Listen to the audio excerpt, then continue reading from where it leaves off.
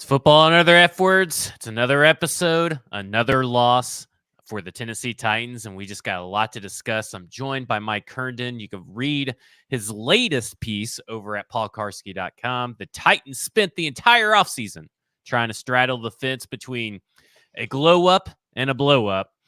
And the result is a team that looks aimless and lost. Now the path has been chosen for them, and it's time they embrace it.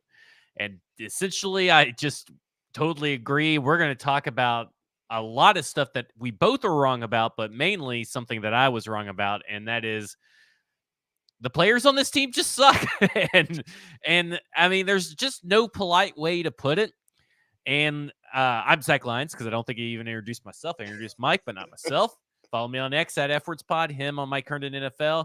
There's lots of articles over at paulkarski.com, stackingtheinbox.com. We're brought to you by 440 Sports. Sponsorship, Bluegrass Beverages, Hendersonville, Tennessee. They are the only steadying force in my life that I enjoy right now, besides my wife and my puppies and family. But I mean, like outside of this house, they're the only steadying force I love, because the Titans have taken all joy away from me, and they are the most unbearable football team to watch. And that is like saying something about the Tennessee Titans. But you know what's not unbearable to watch is all the stuff that can happen when you imbibe with the alcohol from Bluegrass Beverages, Bluegrass Beverages in Hendersonville, Tennessee, 555 North Main Street. 50 years of service. Mike, the Titans have been around in Nashville, what now, 25 years? Is that where we're at in Nashville now? 98, because they were here in 98. Yeah, so yeah, 25. Well, 25 plus 26. 1998 is no. Yeah, no. Your math's right. My math's right. My math's right. No. This is their 26th year in Nashville. 26 year in Tennessee. 2023 27th in Tennessee. minus 1998 is 25. Right, but what if you start with one, right? Season 1, and then you go to what? Say they started in 2021, right? And then they went to 2020, or say they started in 2001 to 2023. How many years would they have been here? That's been 23 well, I guess years, you got to right? count the 2001, right? Right, yeah. But is it 25 seasons or 25 years? They've Is there a been difference? here, so 1998, they've been here 26 years. Am I making something up that they have a 25th year patch this year? They don't have a 25th year patch. Are you sure? Because I'm I thought I saw fairly people certain. like complaining about either way. Rank this season as most miserable to least miserable. Like, I find myself thinking that this team is it's definitely the most disappointing season.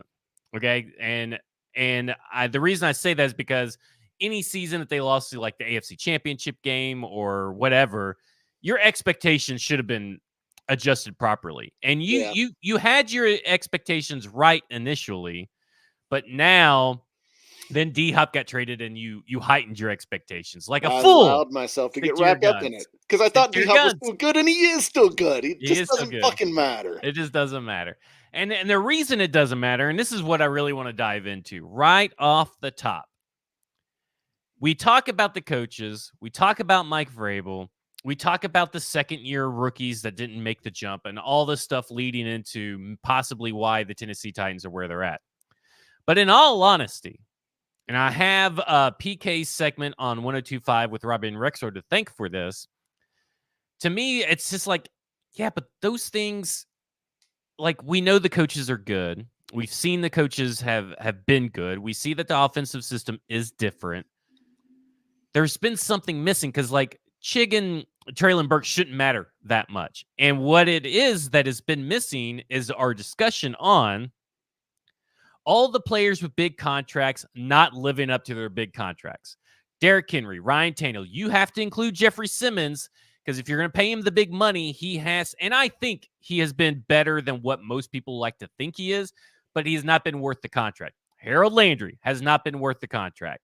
They didn't pay a lot of money to Andre Dillard, but they paid starter money to Andre Dillard, and he's going to count against the cap next year when they cut him. He didn't live up. The list goes on and on. Amani Hooker, Kevin Byard.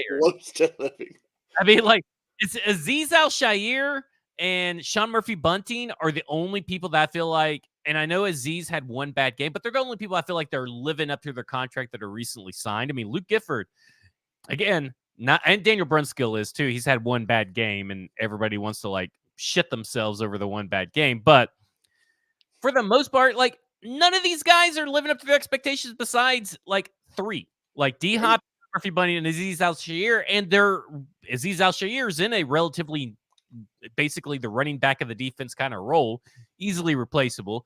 Sean Murphy Bunting has done a fantastic job, and I don't think people talk about it enough. And DeAndre Hopkins is just DeAndre Hopkins, but he can only do so much. He can't run the ball. He can't block, and he can't throw it to himself. Maybe he could. I don't know, but he can't throw it to himself. And it's just an utter disaster of remnants of the John Robinson era that they've clung to for far too long. And yes, there are certain things that make the contracts look bad. There's restructures and everything. But at the end of the day, your job as a professional to get your salary is to do your fucking job. And I'll be completely honest. The reason that expectations have not been met, and this is disappointing scenes, is because of everybody suddenly deciding, well, we're just not going to show up to work today. Yeah, I mean, I think that's part of it. I do think that's part of it. But I also think part of it is like the Titans cut a bunch of guys, this past offseason that everyone said, well, they were hurt, they missed a bunch of time, yada, yada, yada, Taylor Lewan, even Bud Dupree, Ben Jones, guys like that. There's probably a few more that I'm leaving off here. They don't let David Long walk in free agency, yada, yada, yada. I get those guys were hurt and they missed time. But also, like, two of them are retired. Right. Well, yeah, I mean, fair enough. But when people were looking at the roster, they were like, well, they already were playing without him. Yeah, that's part of the reason they sucked down the stretch, was because they were missing all those guys that helped them win when they were healthy. And so I think that's a big thing that, people just were happy that they were gone because they had been hurt and thought, well, we're going to put someone else in that'll be better. And the Titans went out and got a bunch of fucking backups from other teams, signed them, and try to put them into starters. And this is what it looks like. But it's not them. I mean, I'm not going to, besides Andre Dillard, it's not Brunskill's fault. It's not Azeez Al-Shaair's fault. It's not Sean Murphy Bunting's fault. It's Kevin Byard's fault. It's Jeffrey Simmons' fault. It's Derrick Henry's fault. It's Amani Hooker's fault. It's Ryan Tannehill's fault. It's Derrick Henry's fault. Like, you can get to several players before you get to the free agent class, except for Andre Dillard. Here's the thing, though. I think they let a bunch of guys go, some of which were like star level players for them. Maybe not like superstar level players, but like Lewan, Ben Jones were super important players to this football team. Yeah, that retired, so they should not count in whatever argument you're trying to make. But they do count because we're looking at like why this team is bad now, right? And like they were here last year, then they were gone. They were here when the Titans were good, then they were gone, right? Like, so those pieces left, and they brought in a bunch of backups, and they hoped that like the backup guys would be able to be good enough to plug holes. They are good enough to plug holes. They are good hole pluggers. They are not stars. They are not elevating this team. You have Jeffrey Simmons. Even if we're going to say all the good guys are playing really good, which they aren't, but Simmons, Byard, as far as like really guys that are supposed to be stars, Henry, that's probably it. And then they were hoping Chigakonkwo, Treylon Burks, Kyle Phillips, all these guys that are young and should be ascending talents. You got to include Monty Hooker, Christian Fulton. I mean, those are guys they were counting on to take a major step forward as well. But they weren't counting on them to be stars, I don't think. They were counting on them to be good role players. And I think Hooker's been fine. He's had two when he's bad. He's bad. Like, he's had a couple bad games. I think that's the thing to me is like, if there's a difference between being bad and it being like terrible. And this team has a lot of players that are deciding to be terrible at the same time, like Amani Hooker and Kevin Byard. I think they just had one of the most abysmal games I've ever seen from safeties. I mean, just pathetic. And then you add in Christian Fulton, who's playing patty cake with the running back instead of actually tackling. He's just like, he just goes up to him and just like barely touches him. And then Jeffrey Simmons can't do it all himself, and players and opposing teams are scheming it up. And then whatever is going on with this Tierra Tart thing is just insanity to me. Like, this Tierra Tart thing is just borderline nuts. And I do feel like I don't know, and I don't know this obviously, but you get the sense that like maybe that's who Jeffrey Simmons is talking about as far as like guys that don't want to be out there or whatever, with Tart sitting out. And it sounded like Terrell Williams was frustrated that he was sitting out, maybe because it was like he said something he kind of like let it slip, and then he kind of backtracked. He said like, I don't know what's going on with Tier or something like that, which like, I mean, he definitely sounded frustrated in that clip that PK had from a week ago. But it's, one of those things that like, I feel like there's a lot of frustration both on the coaching staff and in the locker room.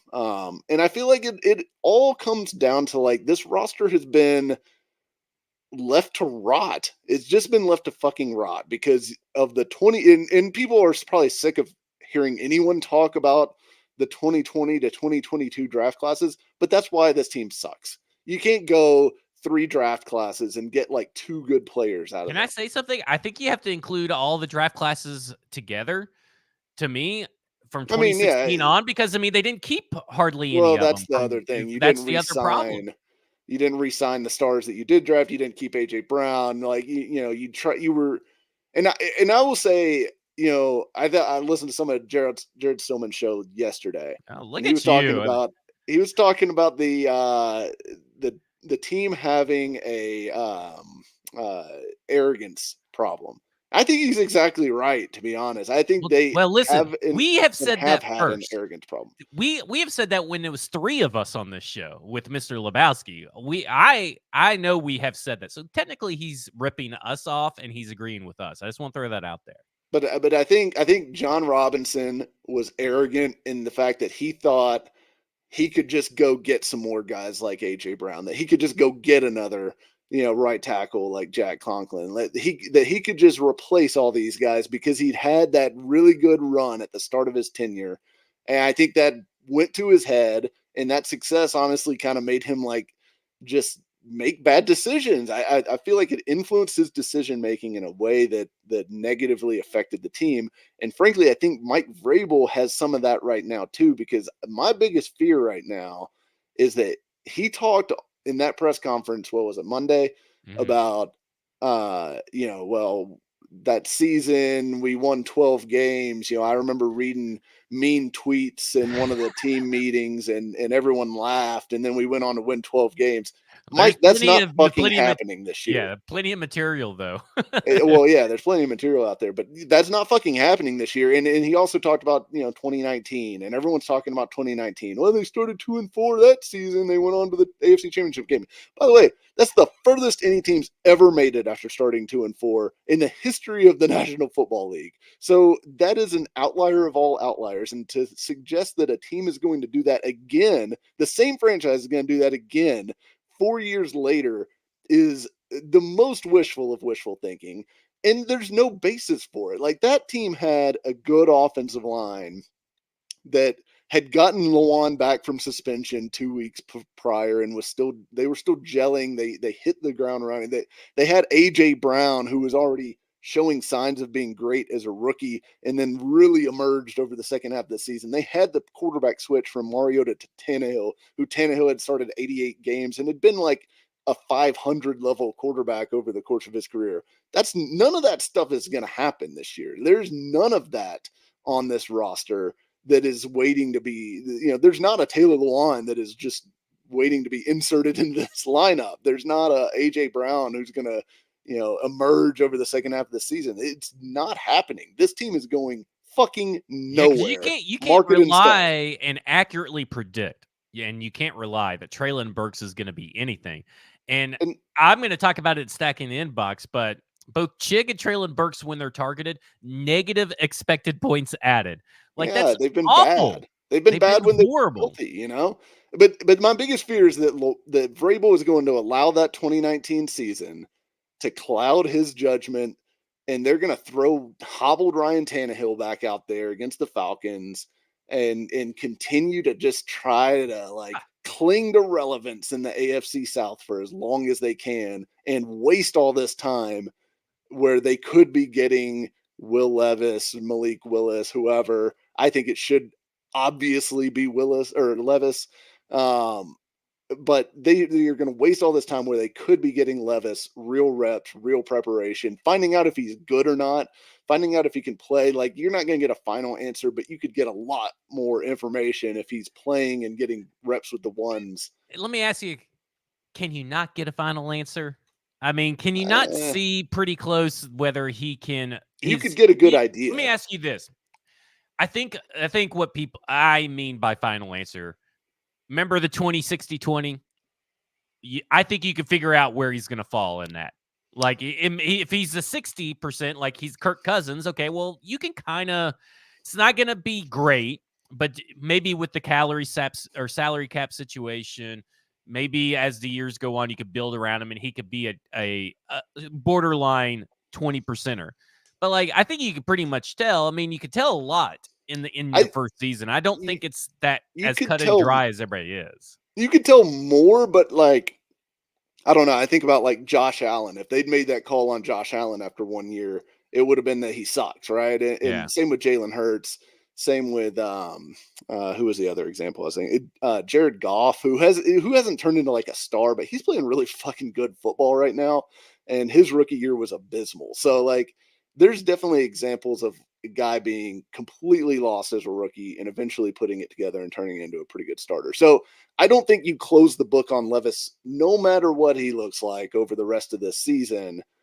But if the team gets into a situation where they have like a top 5 pick, which I don't think is outside of the question. Like, I think that's in play, especially if the second half of the schedule does not bode well for that. Well, and we'll talk about that. We can talk about that, but I think if this team ends up with a top 5 pick and has an opportunity to get maybe a Drake May, maybe whoever your QB3 du jour is, I think you have to know something about Levis to make that decision, right? Because I mean, you're going to be in a spot where you rarely have been in the history of your franchise, and that is a spot to get a potential franchise quarterback in what looks like a good quarterback class. So I think you have to know all you can about Levis over the next 11 games, and be able to make a more informed decision than you would if you sit him in bubble wrap and just he's getting scout team reps and that's all you see for season 1 for him. There's a couple of things I want to get to. And I got to keep it fresh in my mind.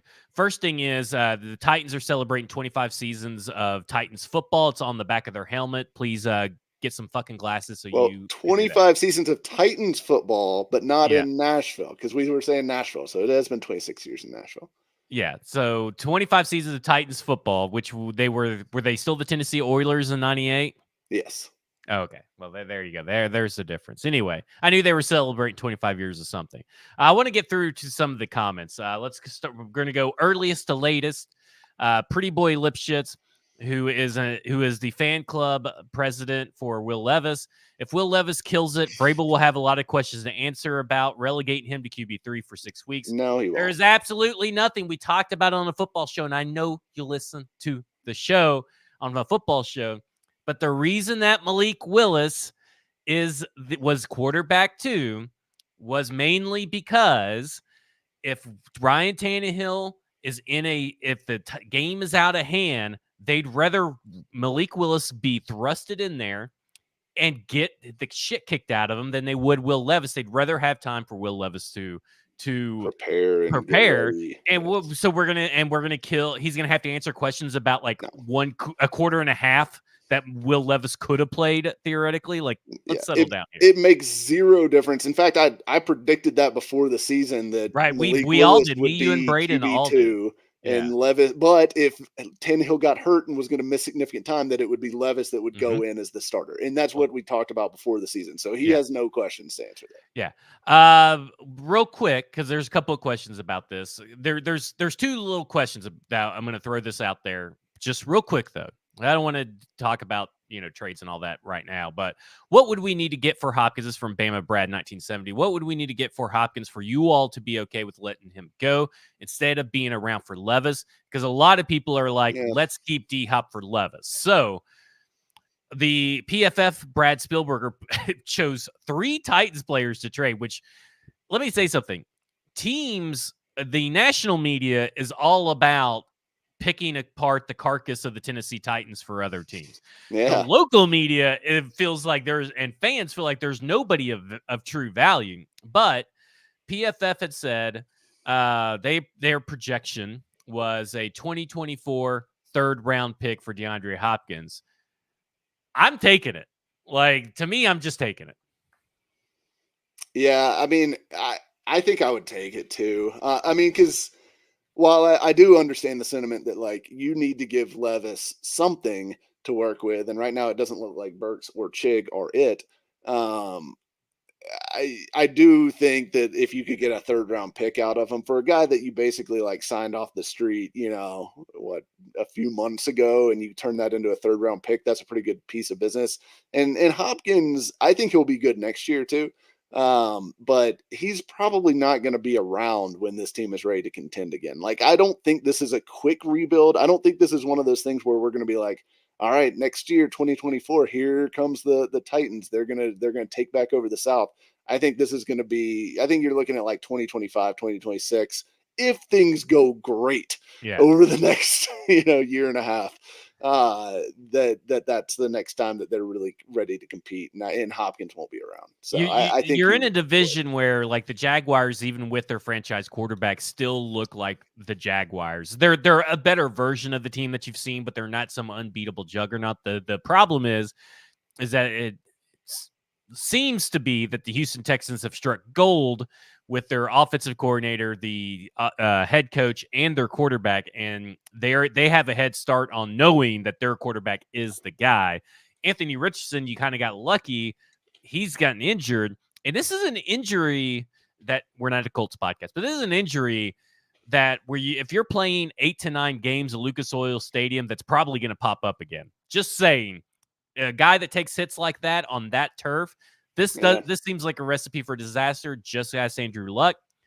I want to ask you this. This is from Avinning, who has also said this on a football show or alluded to this. Hopkins needs to stay. The guy they can get the highest pick for, they being the Titans, is Mike Vrabel. Instead of firing him, trade him for a pick.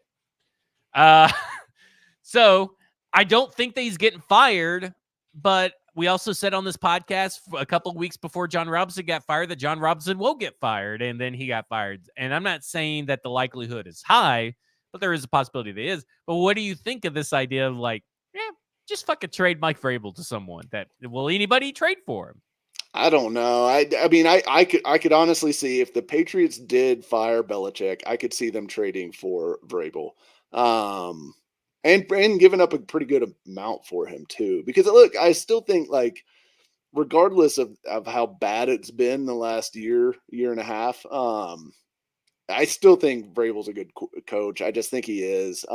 We've seen him do a lot with not a ton of talent. Like, as much as we thought those, the talent on the 2019 and 2020 Titans compared to this year's Titans is a huge difference, but I don't think they were anywhere near the most talented team in the league either of those years, right? And we still haven't seen Vrabel paired with, like, an actually good, like, high-level quarterback. Tannehill's been good at times and is okay. He's fine. But, it's not like they're giving him, a ton to work with here from a talent level standpoint over the last, few years especially. So I still think he's a good coach. I think it would be a bad move for the Titans to trade him almost no matter what, unless you were getting like multiple firsts or something like that, which the Patriots would have a pretty high first coming up here. Hey, we get Bill Belichick. Bill Belichick lives just, about 30 minutes away already. So, Yeah, I mean, I might take a little coach swap action. That might be interesting. Let's see. What do you think? I've heard this mentioned a couple of times, but a lot of people want to say that it's Arden Key is one of the guys that Jeffrey Simmons is talking about because he's had some bad games lately.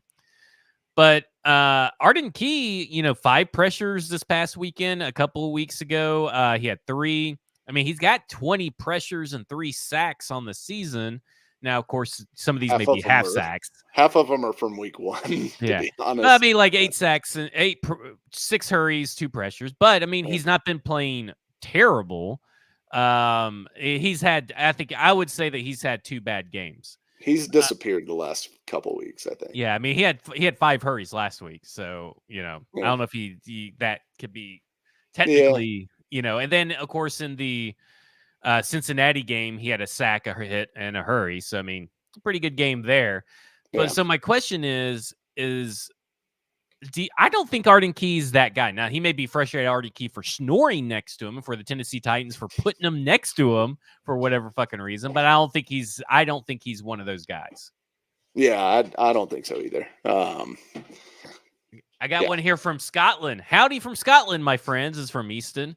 I have a couple brews in me, but I'm here to propose the question. If Will Levis was played the rest of the season, what is the bar/metric he has to show you? Run that by me one more time. Okay. Basically, if Will Levis starts the rest of the season, what does he have to show you to feel good or feel bad? Because we're trying to, because I said on Monday's show, and I want to hear what you think about this, is I don't care about wins and losses anymore. I care about when the season is done, having more answers than questions. Yeah, I mean, to me, it's maybe not like a specific metric. It's do you see enough like flashes of positive stuff to feel good? I think it's more of a feel and an eye test thing than it is any single metric. Like, I'm not saying he needs to win, this many games or throw this many touchdowns or have this many yards per attempt. I don't know that it's a metric thing. It's more of a feel, eye test, kind of deal. To me, it's kind of like I'd like to see I don't care if there's a lot of interceptions sprinkled in. A lot of quarterbacks throw a lot of interceptions their first year. CJ Stroud is quite the anomaly. But I want to see a guy that can make plays out of structure. And that's the big thing that I really kind of care about right now, is that for all the talk of Malik Willis's athleticism, for all the talk of Ryan Tannehill's, whatever, for all the good stuff, neither of them can overcome the deficiencies of the offensive line. Other quarterbacks can. Other quarterbacks in the league can overcome deficiencies on the offensive line. And that's just what I want Will Levis to be able to show flashes of being able to do. Because right now, this supporting cast is no worse than the Kentucky supporting cast that he was with. The one that the people that he played with in college that got him first round buzz and had people wanting to trade up for him into the back half of the first round. I mean, that guy exists. So I don't think that this is any worse, but maybe he can just be a tad bit better. Maybe he can hit some of the throws that Ryan Tannehill hasn't been able to hit. Sure, it may come with mistakes, but at this point, I think you got to bite the bullet and eat some mistakes just to watch something different, because Malik Willis is nothing different. Ryan Tannehill is nothing different, and they're both bad. I mean, at this point, Ryan Tannehill hasn't been the problem, but for week 1, he's the reason why they lost. And for the London game, he was shitty for the first half of football. He was terrible. And at this point, you can't have the roller coaster that is an old Ryan Tannehill. Give me the roller coaster of a young Will Levis. Ugh. Yeah, and I mean, especially with a bum ankle, right? Like, I mean, it's only going to get worse if he's hobbled and immobile and not able to push off like he wants to, like all that stuff. It's only going to be worse. I just don't understand how there would be any decision. Which also, this injury is not only bad because like it sucks for Ryan Tannehill, but it's also bad because now his trade value is just shot. Yeah, there is no trade value. No, I mean, I guess you could maybe talk me into like the Jets would be okay with waiting till he gets healthy and then maybe he can step in for. But I mean, they're like, I don't know how much faith they're actually putting in this like Aaron Rodgers witch doctor thing of that his Achilles is somehow going to heal in 2 months or whatever. But it's yeah, I mean, I don't know. There's nobody that's going to realistically trade for him at this point. No. I want to talk about essentially we have been big. I wouldn't say that we're Ryan Tannehill defenders, even though people would probably perceive it as that. I think that we're just objective facts defenders, the defenders of objectivity and not subjectivity. Yeah. But objectively, I think Ryan Tannehill's he's outstayed his welcome, and it has nothing to really do with him. If you're getting hit, roughly 100 times, in your career here in just Tennessee, and you're getting hit that many times, 100 times just in Tennessee, it's going to take its toll. When you're that old and you're getting injuries, they affect you a little bit differently. And he cannot make plays out of structure. And while some of the problems are his fault, I would say that the story is concluded. The story is also concluded for Malik Willis, in my opinion. And I think that putting Malik Willis out there for any game as a starter, barring injuries to other quarterbacks, is a fireable, throw your hands up in the air. I'm kind of done with this kind of bullshit staff decision making. That's just where I'm at. I can't trust if Vrabel puts out, because we have seen him not stick with veterans, right? He put in PFN. He switched out Trey Avery and Christian Fulton here and there. He's ripped out Xavier Newman-Johnson. We've seen him make decisions, right, this season that are contrary to the decisions that he's made in the past. And in my opinion, I don't see how you can be objectively look at the body of work of Malik Willis, including preseason, including the time that you benched him last year, his overall body of work. He is not a quarterback that you need to see more of to know what he is in Tennessee. He could very much have a Geno Smith career and go somewhere else, and he may turn into something that he isn't right now. Let someone else fool with that time. To me, I'm here for let's put in Will Levis and let's get it all done. I mean, that it's got to be it, right? It's the only choice. I don't see any reason to put in Ryan Tannehill, even if he's 80% healthy. Not at this point, because look, I think they're probably going to lose against Atlanta, most likely. I don't think the Falcons are that good, but I think first start for Levis, whether you're talking about you put in Malik Willis, whether you talk about putting in gimpy Ryan Tannehill, I think any of those options, you're probably going to lose that game, to be honest. I don't think that that's going to be a win for the Titans, despite them being at home, in Nissan Stadium, where apparently they're just a totally the Oilers uniforms. Oilers uniforms too. And I will be there for that. It's going to be sad if they are 0-2 in the Oilers uniforms, by the way. I know. It really would be a huge disappointment. But I do think, and once you get to 2-5, what are you doing? So that's, to me, I don't think Tannehill's going to play just because I don't think he's going to be healthy enough to play. So to me, it's are you really trying to climb back to 500 and then get Ryan Tannehill in there and just linger? It's just such a waste of time and effort and energy at this point. It is play Levis and find out what you've got. That's the only thing that they can do. And Malik Willis I don't think it's necessarily fair to Malik Willis because he got dumped into a situation that has not been great for him. In that he kind of had to play before he, really needed to or would have been best for him last year. And he's also, now got another draft pick sitting, right next to him in the quarterback room. It's not necessarily fair to him, but tough shit, life isn't fair. This is professional sports. So, I think the Titans have to do what's best for the Titans. And to me, that is playing Will Levis. And the Titans organization, and I wrote this on my piece at paulkarski.com, they told you what they thought of Malik Willis when they took Will Levis, and also when they played Josh Dobbs over him in a playoff game, which was effectively a playoff game, anyways. So they told you what they think of him. Now, has he improved? Yes, I think he's improved. He's better in year 2 than he was in year 1. But has he improved so much that I think they've totally changed their mind and now they think, oh man, this guy's like, he's it, like he's our future? No, absolutely not. I don't think that he's done enough to change their mind. I think his career in like a best case scenario is more like and Blake Bedingfield wrote this for PK site too this week. He compared him to Tyrod Taylor. That would be like a win for Malik Willis's career is Oh he my turns God, into Tyrod Taylor, a guy who can that'd be be like a fringe amazing. starter. Yeah, He's and Tyrod Taylor's had a good career. I mean, like yeah, all things but considered. also like Tyrod Taylor has better timing, knows how to use his He's athleticism, a makes quicker lot further decisions. along. Yeah. Yeah, that's been my whole issue with Malik Willis is like, because everybody's like, well, if he would have, because I sent yesterday like this for those I didn't tweet it out.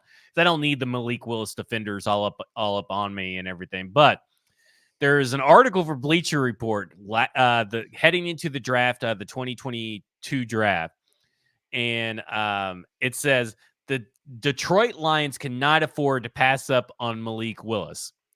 And I think that is the most freezing cold take I've ever seen. Is like, it could solve global warming. It is so cold. And I sent that to a couple of people, and a couple of people said, well, it would be a totally different situation if he landed with the Lions. And I go, what? For who? Because the Lions drafted Hendon Hooker last year. I could not imagine two different quarterbacks that are further apart in what they were in college than Malik Willis and Hendon Hooker. And what is required to run the Ben Johnson Detroit Lions offense is quick decision making, good decision making, and the ability to throw on time and with anticipation.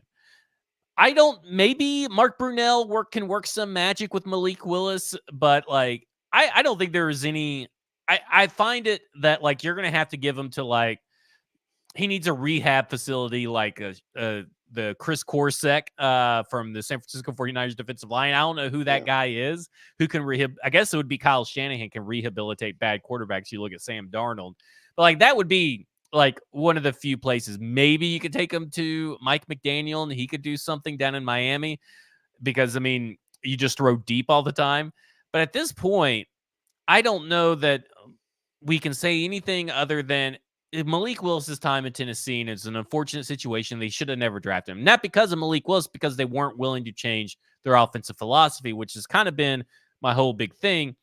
He can't be a Ryan Tannehill-esque passer. He can't even be a Will Levis kind of passer. Will Levis has the athleticism to make plays like Malik Willis does, but Will Levis knows how to run a functioning pro-style offense, and that's not Malik Willis's fault that he doesn't know how to do that. That is Hugh Freeze's fault from Liberty. So, like, right. I mean, it's not his fault, but unfortunate the circumstances came out this way. Mike, speaking of hindering, I guess, Malik Willis's progress and stuff like that, NPF was put in. He started off with Ryan Tannehill looking pretty good. The offense started functioning and working better and looking better. And then here comes Malik Willis, and I don't know. I know he wasn't blitzed a lot or anything as far as Malik Willis was, and I know Malik Willis held onto the ball a lot when he was sacked because the threshold is, according to PFF and Pass Rush One Way, is like 2.5 seconds. Yeah. Now, I read about this. Most of the pass rushers that sacked Malik Willis, except for maybe the very first one, were longer than 2.5 seconds. That's also shows up in the data at PFF. But the problem is that NPF had a hard time sustaining the block. And even though the pass rusher may have got there slower or faster, slower than 2.5 seconds, it wasn't really for a lack of NPF was sustaining the block the whole time. Now, it's been over 687 days since he had seen NFL or seen action at left tackle. It's been a long time since he saw action in a regular season game in the NFL period because of his suspension. And he just came back to practice. He just started getting the groove of things, and he's at a totally different position in a new offense because it's not the same offense as last year. But everybody's like, well, he just sucks, so he's always going to suck because I think it's confirmation bias. But don't you think? I thought he did a really good job in the run game, and I thought with Ryan Tannehill, he looked much better too. I don't know if that's because Ryan Tannehill got the ball out quicker, and maybe that's what it was. I don't know, but it seemed to me that NPF, I would keep starting him, and it seemed like the team watched film, came back. Speaking of players that don't want to be here, said that he wants to be in the game. Seems like they're going to roll with NPF. I don't know. I'll give it 11 games of NPF.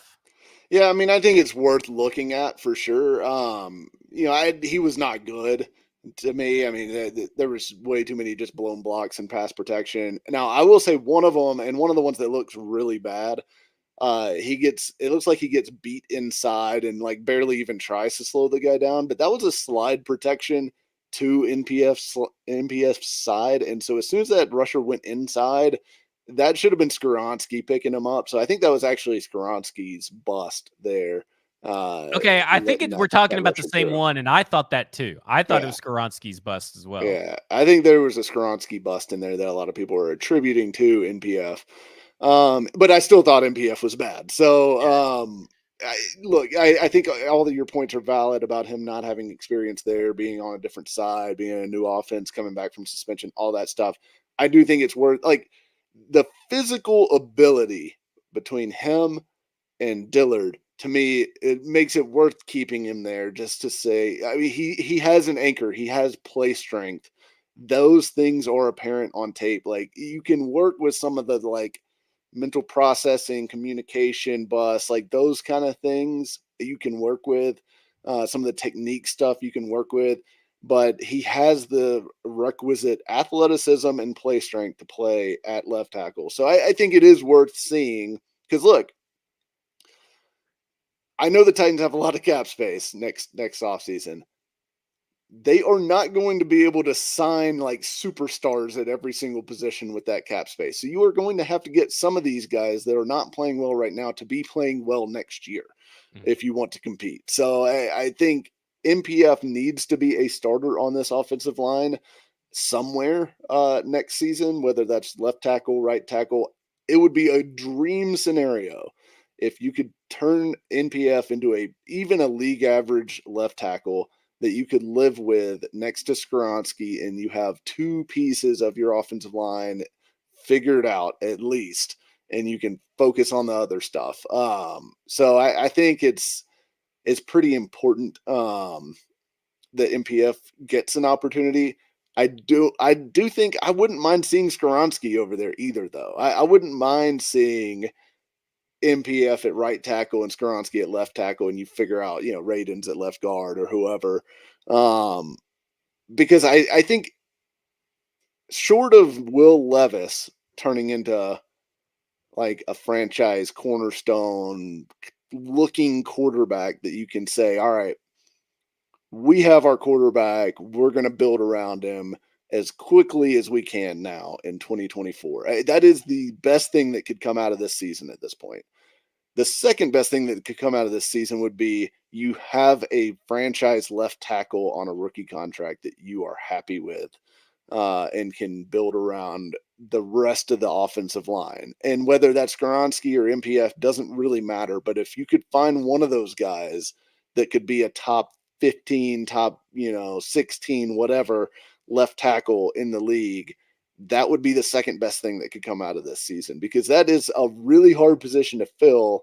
Usually you can only get, guys that are drafted really high. You're not going to find there's the other thing with all that money. People keep saying, well, we got to get Marvin Harrison Jr. or whatever because we can just go sign a left tackle in free agency. No, you can't. No, you fucking can't, because that's how you ended up with Andre Dillard.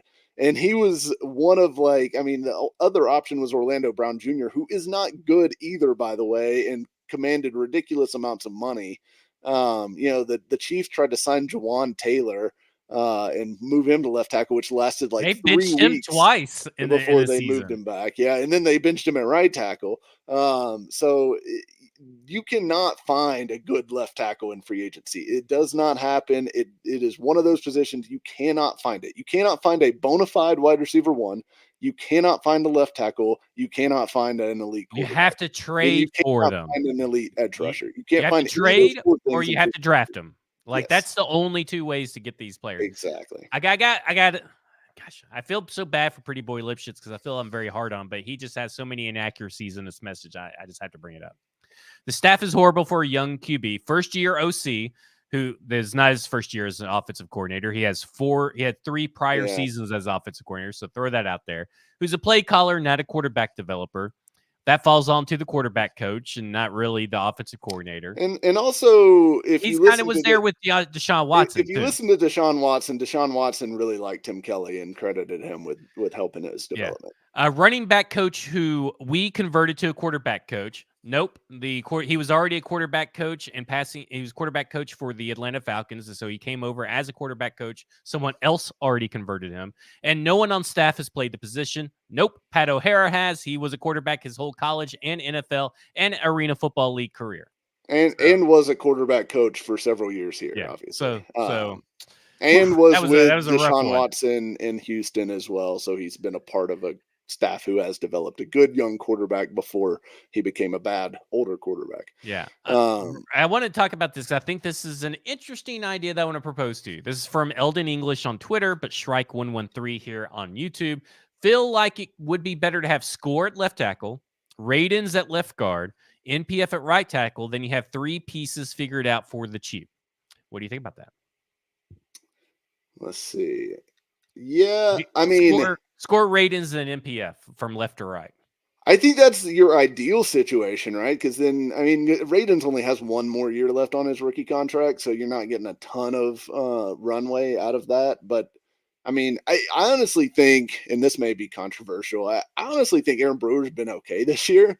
I like Aaron Brewer. I don't get the hate. I understand. And like, of course, I don't know if Jared still, I didn't listen to Stillman yesterday, but all he says is he's 275, which is just 270-pound. It's every fucking time, Mike. It drives me nuts because I just want to go, he's not 275. Okay. Because it's such an intentional exaggeration of the fact just to try to bring. I don't think Aaron Brewer has been that bad either. He's been excellent in the run game. When you get him out in space, he's pancaking someone. He's taking someone out.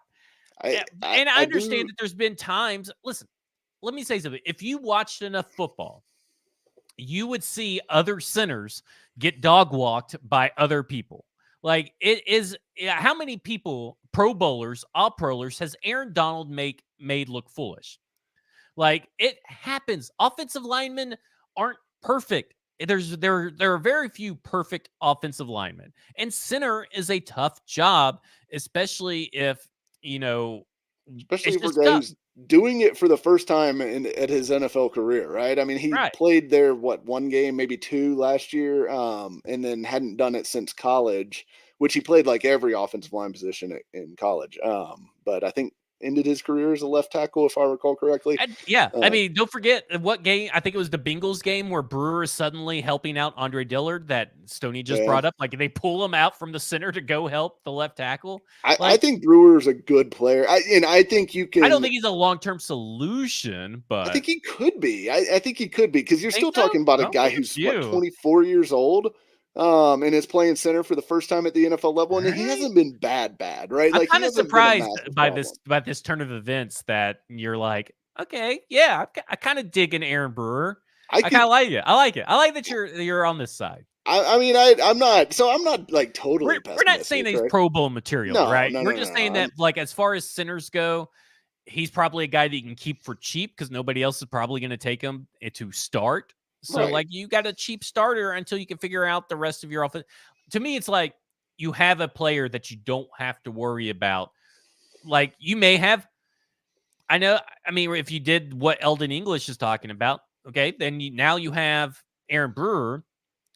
Well, I mean, like, that's 4 pieces of offensive line that may be the better 4. Brunskill's still under contract next year. Yeah, and I think, and despite my bagging of Brunskill's very bad game against the Ravens, it's a very bad game. It really fucked up the bets. Like all the bets that I had, it was a terrible game.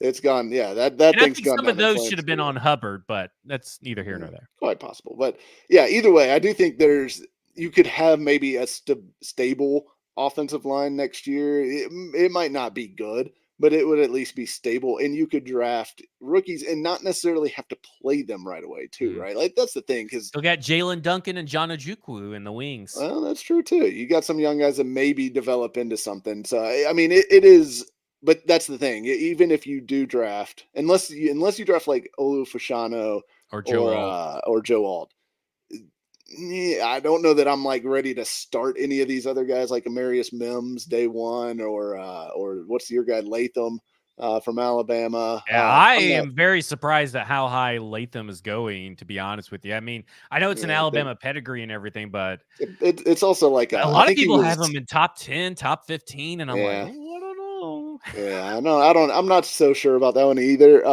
But I mean, I do think those two, Fashanu and Alt, are the two that you would plug in and start right away at left tackle and be probably okay. Like you'd probably be okay next year, starting either of those guys because they've had a ton of experience. They've been consistently very good, and I feel like you could have like a really nice and exciting left side of the offensive line with one of those guys and Skronsky to build around. But yeah, I mean, you're not too far away from an offensive line that actually looks competent moving forward.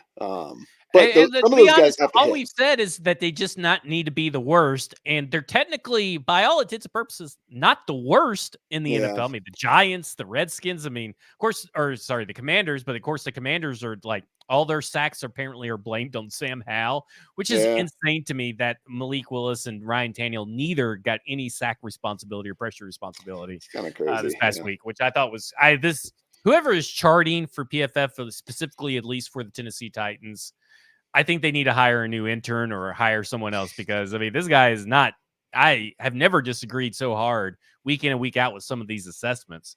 yeah, But Mike, this offensive line is not the worst, but the problem is that like there's 6 or 7 touchdowns left on the table. Like yeah, I mean, again, another touchdown. This one because of NWI. Another touchdown left on the table, and it's something that you've kind of talked about, and I think this is what I watch the press conferences for yourself. Don't then get on Twitter and see what everybody wrote or everybody's analysis because everybody is taking out of context or out of what he's meaning about not being afraid to get into the drop back passing game. And I think they're afraid for multiple reasons, but Ryan Tannehill, like we have talked about, cannot make plays out of structure, and they need a quarterback to do that because they don't have a top-tier offensive line. They do not have top-tier pass catchers. So when you don't have either of those things, even if they're not the worst in the league, you have to have a guy that can maximize the talent around him, and Ryan Tannehill cannot do that. Malik Willis cannot do that. That being said, I feel like the offense is about the most modern looking offense Tennessee Titans have had. I don't know how you would describe Arthur Smith's offenses if they're exactly modern, but I feel like this is they were modern. Shanahan modern. Yeah, I feel like this is a pretty modern defense. It's not like Andy Reid modern, but if you're comparing it, it's like the Iron Age versus the Stone Age. That's where we're at. Yeah. So to me, the offense is interesting because I feel like they're torn between two things. I feel like they're torn between the offense that Tim Kelly wants to run, which I think is a lot more of this empty set, shotgun, kind of quick passing Which really game. should benefit Levis. I mean, I just feel like It it does. should. It should. I think it's a good offense for him. And the old offense that Derrick Henry kind of needs to be maximized, right? So like I feel like they're just halfway in, halfway out between this offensive transition that they're going through, and I feel like it hurts them in a way because they're it's just not consistent or cohesive. Like it feels like they're running two different offenses depending on who's in the game at running back, right? So I just think it's I don't know. I do like a lot of what Tim Kelly does schematically. And I think there's some stuff that could be better too. But I don't know. Part of me feels like if they traded Derrick Henry, maybe we see an offense that makes more sense and is more consistent just because they are now fully focused on, this is how we're going to play. This is how we want to play. Not, well, we gotta do the Henry stuff too, and trying to like balance the two, right? And I will say this, I thought Tim Kelly did a piss poor job of getting they had a lot of snaps. Tyjae Spears and Derrick Henry each had a lot of snaps, and I thought I'll be objective about it, I thought he did a piss poor job getting the ball in their hands when they were on the field. I don't care about snap counts. I care more about touches. And I think that Derrick Henry should have had more touches. And I think Tyjae Spears should have had more touches. And they were on the field each to have more touches in a game where the running attack was working, where getting them out in space was working. 3 of the 4 carries that Tyjae Spears had were straight up the middle. Why? That's not who he is. I had a real problem with the way the run game is good. So that means that to me goes on what the plays that he is calling. I just feel like he did a really bad job in that area. And that's the first time I can really say that I thought he did a really terrible job at something, which is bound to happen. It was bound to happen to think that he's done a really terrible job at something. But 7 touchdowns is 7 touchdowns. Like you have to remember that the plays left on the field that the players didn't execute are the reason why there's not more points, not more wins in the column. And a lot of that has to do with Ryan Tannehill. One of them is on NWI, but like a lot of that is on Ryan Tannehill. And that's just, it is what it is right now. Like that is where the Tennessee Titans are at in 2023. And that's why they're such a difficult thing to watch. Let me ask you this question. It's from Kenneth Crawl. Let's say Levis is a hit. How would you and Mike arrange the order of needs? I don't even know where to start. Feels like corner and O-line are still the worst. And I think I lean. It depends on what happens with NPF more than Will Levis, in my opinion. I'm a big Keon Coleman guy. Like, it's going to be really hard because where I think the Tennessee Titans are going to be drafting and who will be available, I feel like it could be either Keon Coleman or Brock Bowers, right? But Brock Bowers is coming off an injury and an ankle injury where he's going to have surgery. And I don't really know if I want to go through that mess again.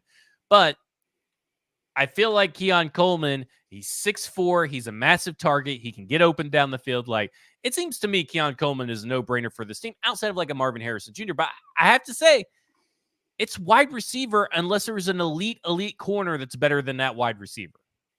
Yeah, I mean, I think there's a lot of different ways they could go, to be honest, because to me, when you look at the Titans roster, I feel like there's like 5 premium positions in the NFL.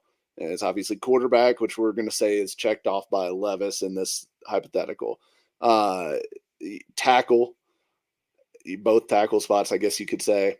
Wide receiver, corner, and edge rusher. I don't think the Titans have an elite one of any of those positions on the roster. So if you can get an elite one, I think you just get the most elite guy at any of those positions and put them in there because they need them all, right? They need them all. They need a left tackle for sure. They need a wide receiver for sure. They need a corner for sure. They need an edge rusher for sure. Because I mean, I do think Landry, and we should probably talk a little bit about the discourse about Harold Landry right now, because it's like everyone forgot. Don't defend him. Well, no, it's like everyone forgot that he had an ACL injury last year, and everyone spent all offseason saying, look, it's going to take him some time to come back from this thing. He's not going to come back and be the player he was last year, and he's been terrible so far this year. But this happens almost every time a guy comes back from an ACL injury. We saw it with Taylor Lewan. We saw it with Bud Dupree. I just never thought he was that good. So I get what you're saying. I've said the same thing that you've said, that people are had the wrong expectations for Landry. And I don't think he is elite. I don't think he's an elite edge rusher even at his best. I think he's good, but I don't think he's elite. So I think he's going to be back to closer to what his pre-injury form was next year. I don't even know if you see it this year, maybe very late in the season if you're lucky. But this is what happens with everyone who comes back from ACL. So next time someone on the Titans tears an ACL, go ahead and say, okay, he'll be back in a year and he's going to suck for a year, and then he'll be good 2 years from now, because that's what happens like 99% of the time. at this point. So I think Landry's expectations, look, his snap count should be way reduced. They should be playing Travis Gibson I mean, way what the more. fuck are they doing? Like, that is just so apparent. Yeah, it is obvious that Travis Gibson is playing This much, analytics much, much department better. needs to get off their ass and get in there, march in there, and be like, just put up signs like, please start Travis Gibson. Please start Travis Gibson. Put him in more. Put him in more. And here is why. Like, they got to. And I will also say that the whole thing, like people keep saying, you know, I made a post about Landry and Gibson, and it's crazy.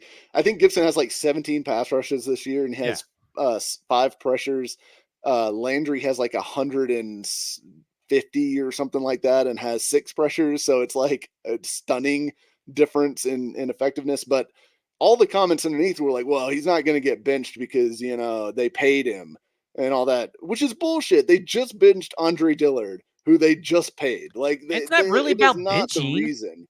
Like, It's not. It's just reduce. It's sliding the snaps. levers up and down, not like Yeah. a dramatic thing of like, wow, you're benched, you're never playing again. I think they should let him work through this thing, but at like 20 snaps a game, 30 snaps a game, not 48, 50, you know, whatever he's playing. Give those snaps to Gibson and bury fucking Rashad Weaver on the bench. I'm so done with Rashad Weaver. He does fucking nothing.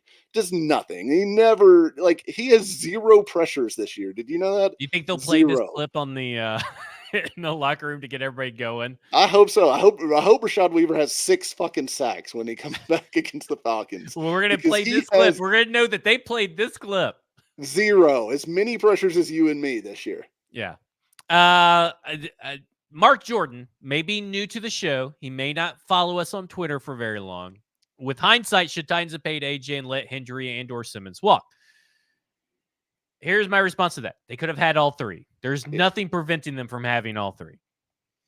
That's Yeah, just all it is. The AJ thing was not an either or. It was a value discrepancy between what J-Rob thought he was worth and what AJ thought he was worth. There's nothing more than that. But and if you see people say that, Mark, I encourage you to tell them, say, hey, they could have afforded all 3. They could have afforded all 3. Let's end it. Let's end that. Let's try to come together as a family. That's right. And band together from this narrative that you could only have had one or the other. Like, they chose these 2 guys over AJ Brown. They just didn't choose AJ Brown. They didn't choose him over other people. We are deputizing all you F-words listeners to go spread the good word that the Titans could have paid AJ Brown had they wanted to and kept whoever else they wanted to. Okay, so we were talking about wide receiver and everything and the left tackle situation. I want to get into the defense. Oh boy. This defense played really well when they were in the red zone, but they played horrendously the other 80 yards, and the special teams was a disaster. You're with. Let's talk about special teams real quick. No, man. I almost forgot. I know where this is going. Okay. I was wrong. They shouldn't have let Kyle Phillips touch a fucking punt. Okay. Thank you. Okay. Well, then we won't spin. But I do want to say something. Craig Ackerman has not been made available for media availability these last few weeks. And he is the guy that should be telling Kyle Phillips, hey, you're probably going to be getting at the 5. Do not touch the ball. Do not touch the ball. Where is this Craig Ackerman accountability? And I am sick of this guy being employed by the Tennessee Titans in the role of special teams coach.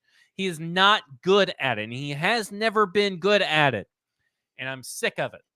Well, he's making Nick Folk make all these field goals now. Yeah, oh yeah, I'm sure. Hey, did you see Chad Ryland over there in New England? He has not been good. They really chose the wrong one over there. They fucked that one up. Yeah. But this defense, are we just in for an inconsistent ride? Will they ever find consistency, or is it going to require a players-only meeting from Jeffrey Simmons to kick some ass? And is it going to require T.R. Tart's presence? Like, what is the solution for this defense? Yeah, I mean, I don't know on that because I feel like the pass rush has really slowed down over the last 2 weeks now. Since the Cincy game for sure. Simmons to me is still playing pretty well, and I know people are down on Simmons for whatever reason, but he has 25 pressures, which is I tied think for he's second played most, I think, played among defensive yeah. tackles. I think he's played well. I don't think that he's been the game changer, but also Yeah, I don't think that the defense right now is set up where the offense has to focus on anybody except for Jeffrey Simmons. Like that, I feel like everything is going on Jeffrey Simmons right now. yeah, I agree. I mean, I think the pass rush is a little bit. It just feels like it's fizzled out a little bit. They need someone else to emerge besides Simmons and Autry.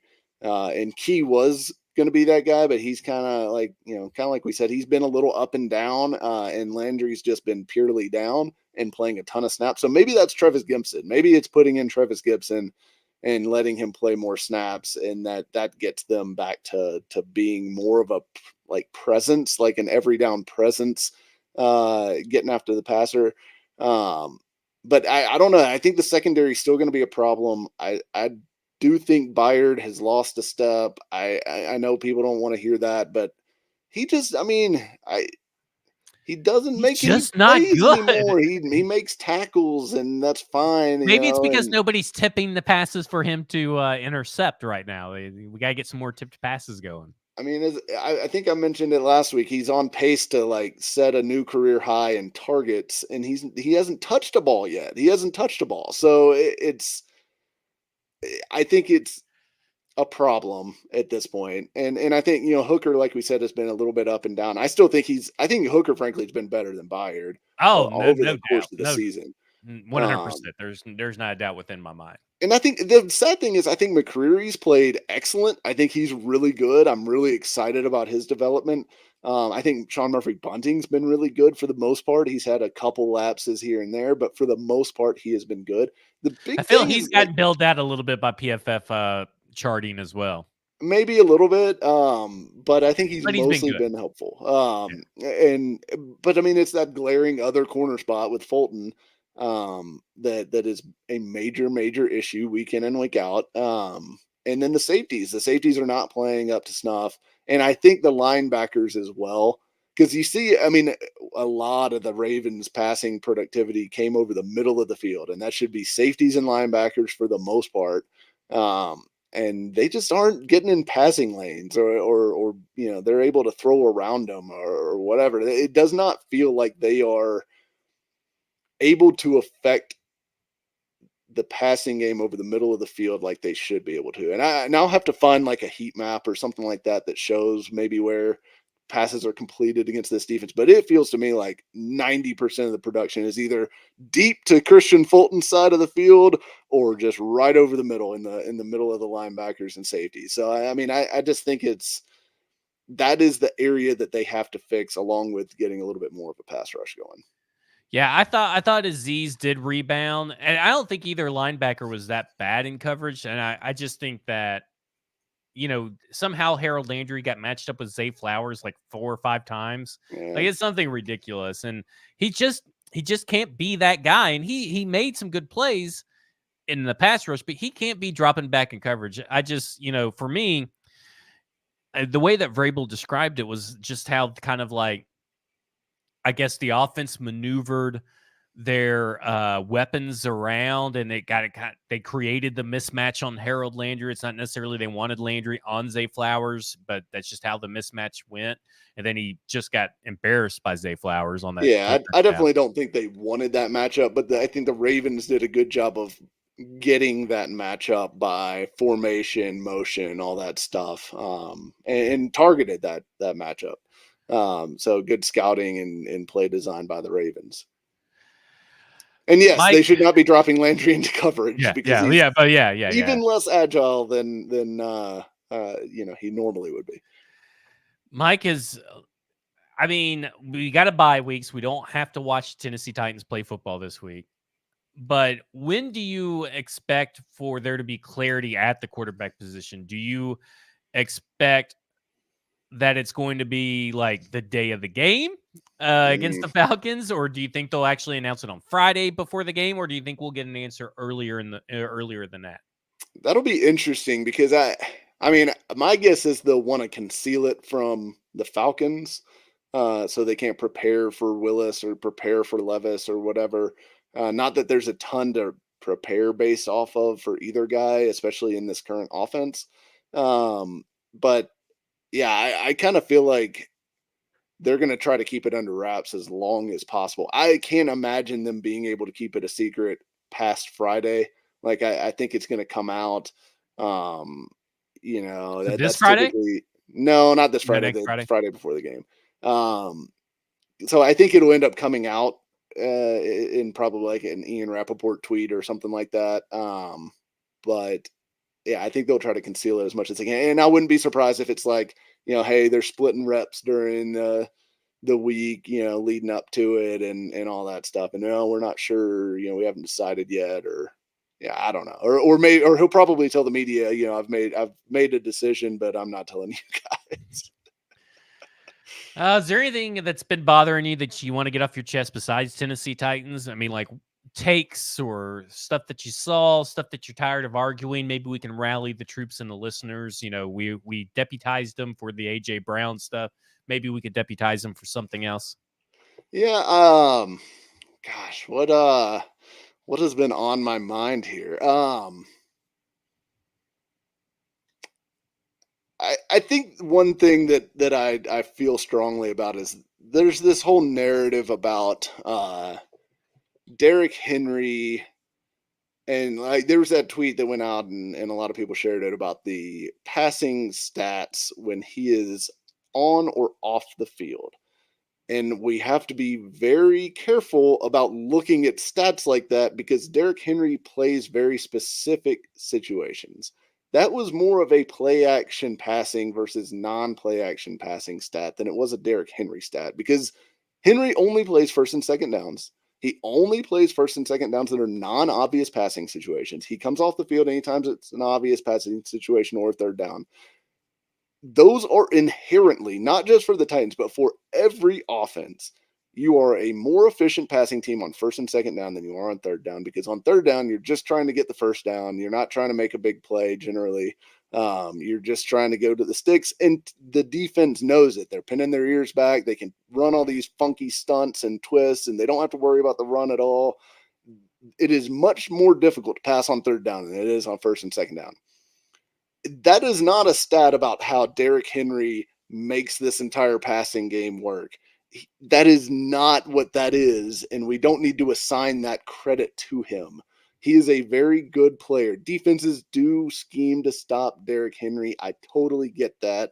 And I do think defenses react a little bit differently to play action with him in the game versus maybe Tyjae Spears. But I don't think it's dramatic difference, right? Like if the Titans traded Derrick Henry tomorrow, I don't think all of a sudden they can't pass the ball on first and second down anymore. I think defenses would still react to the play action. I think Tyjae Spears would still have an effective ground game. I think he's been productive enough that you would get something out of him. But yeah, I think that narrative about, well, Henry, look at these stats with Henry on and off the field. It's you're you're not understanding what goes into those numbers, or you're not thinking about what goes into that number.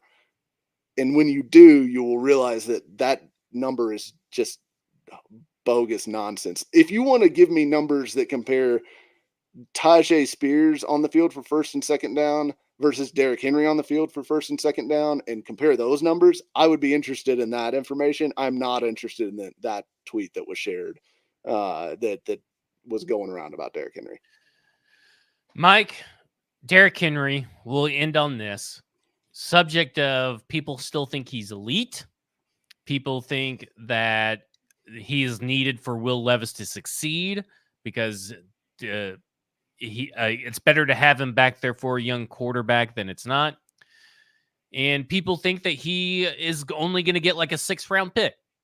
So I ask you, where do you fall on this Derrick Henry discussion? Because I'm at the point where Derrick Henry isn't an elite running back, and I'm not sure where he ranks in the top 10, but it's not top 5 currently. His current play. So I got to make a good distinction there. His current play in 2023. And I think that if you traded him, it makes no difference to Will Levis's progression. And I think if you traded him and got a 2024 fourth or third round pick, you should absolutely do it. But I think that he would net possibly, you look like at a team like the Cowboys, possibly 2 picks. If they could get a mid-round pick for him, I'd trade him. I don't think he handicaps Levis's development. I mean, honestly, I think maybe it again, like I said, it puts them in an offense where they have like a clear direction that they're going, and not like, all right, well, we've got the Henry offense and we've got the offense that we actually want to run. I think maybe it clarifies the offense a little bit, frankly. He's still a really good player. I do think he's still a top 10 back. I even might have him as a top 5 back still. I'd have to look at the list. And obviously Nick Chubb's out and McCaffrey's hurt now and stuff like that. So I don't know.